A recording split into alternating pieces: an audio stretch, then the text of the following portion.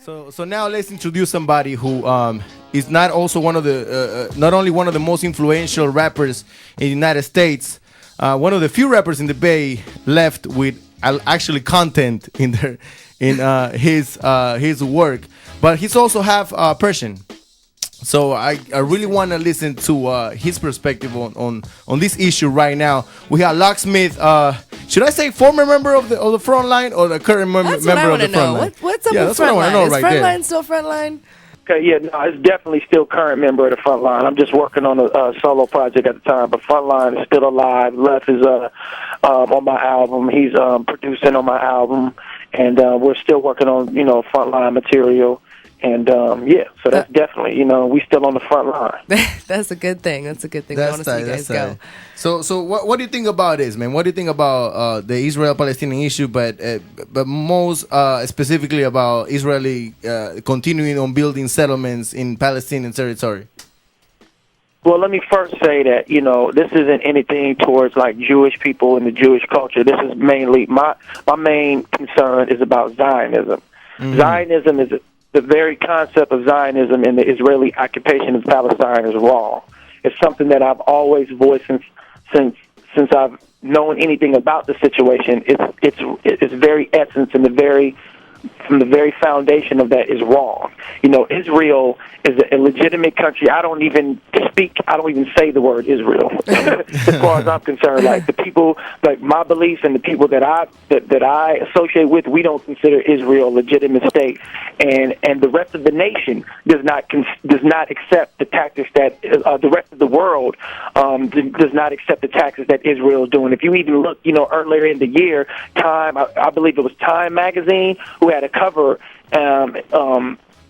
story about the wrong that Israel is doing and how the rest of the nation is looking bad, how it's making America look very bad because the Bush administration as well, and especially now with the Obama administration, they support and they support and funnel money to Israel. They've been doing it since the beginning, but it really got deep during the Clinton administration. When they were sending millions and millions, I don't know the number of dollars every year. I mean, how could we be in a recession or really in a depression when we send large sums of money every year to Israel? Right. That doesn't make any sense. And Americans need to check yourself, and you need to really think about what's going on when you have a economic crisis like we're in now, and we're sending all this money over to a military state that's basically killing innocent people and right. like you said, taking over hundreds of homes. They're doing it all the time. Yeah, and not only that, but United States has made Israel the fourth largest army in the world.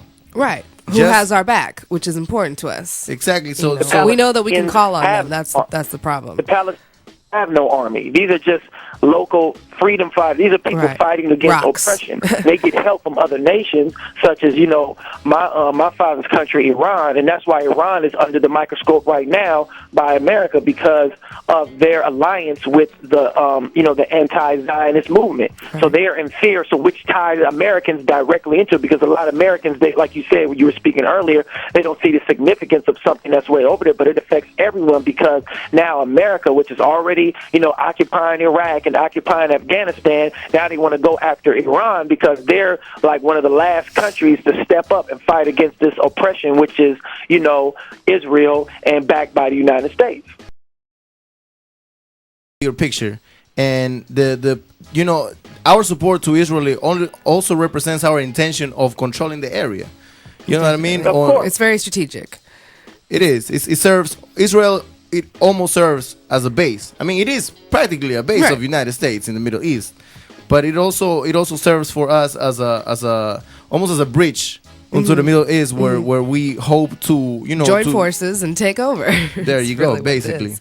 So, Locksmith, a couple of other things that I wanted to ask you. I've been following your music for a while now, but I was looking at the lyrics of your last song, Rarest Form.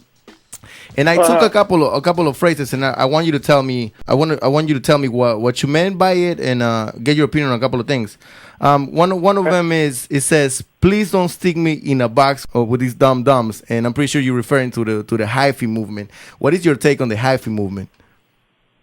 Well, actually, I mean, because I'm from this area, you could say that at the same time, but it's even broader than the hyphy movement. I'll address the hyphy movement, but like on a more wider scale, it has to do with like don't put me in a box with all the silliness and all the ignorance that's going around in the in this genre of music, period, in hip hop. Like, don't put me in a box with the rest of these cats, because I do what I do. I'm the Locksmith.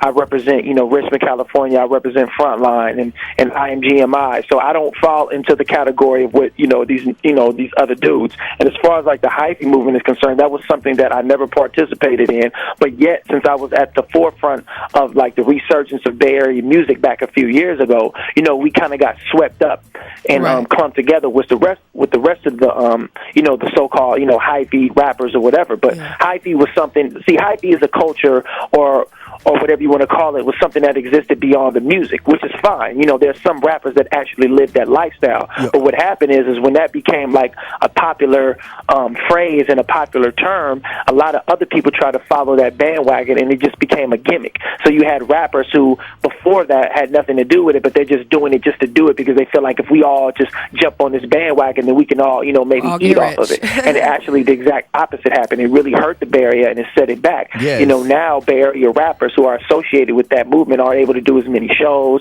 They're not able to book as many venues because the movement faded and it fizzled. And really the only person that was able to benefit somewhat from it was like a big artist at the time, like an E40, who's already large anyway. Right. So he's able to use that movement to like gain momentum and to, propel his latest project at that time. Right. But that was something, like when I say that, I'm saying like I never had nothing to do with that. So I would let my skills and let my music speak for itself. Yeah, I think what really bothered me the most is that the whole hyphy movement, the whole go dumb, go stupid. I don't know what type of shit like they were promoting. You know what I mean? Like go dumb, go stupid. What the fuck? I mean, you mean go crazy or you actually be dumb and be ignorant? What the fuck? Is being dumb really the way to be these days? You know what I mean? As long as you're getting rich, and you got a bitch or a hoe next to you, right? Shaking her thing, then life is good. That's what I mean, without mentioning all the thing that came with it, like teasing, all of that.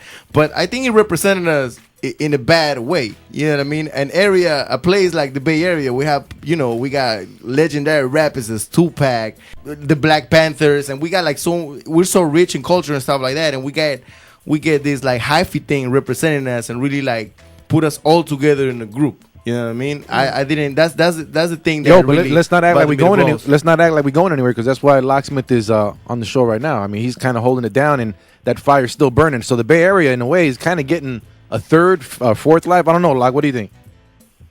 Well, I mean, like I said, I can't speak for everybody in the Bay Area. Like the Bay Area, like you said, the Bay Area is such a diverse and it's such a unique place in the whole country. This is a place where like you said, you have the Black Panthers, you had, the movement like in Berkeley, and all these free speech movements and all these things. This is like the foundation of our culture. So the music and the population is so diverse. I mean, you have so many different ethnicities. You have Latino, you have Polynesians, you have everything you can think of, Asian, Middle Eastern, Black, white, and everything in between.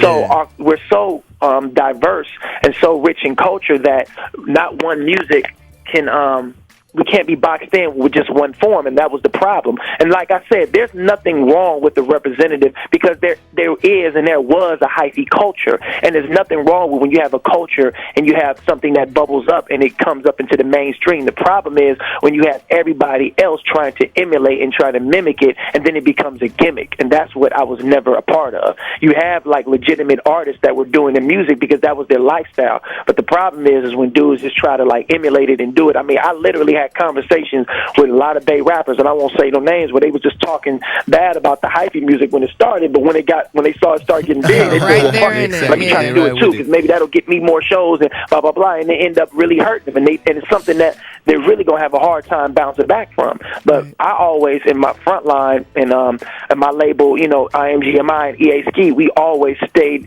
consistent with our beliefs and what we stood for. So, so you'll see, like, now that the smoke and all the silliness is over, that we're still standing. Yeah, man. Shout outs to EA Ski right there. And also, it's funny.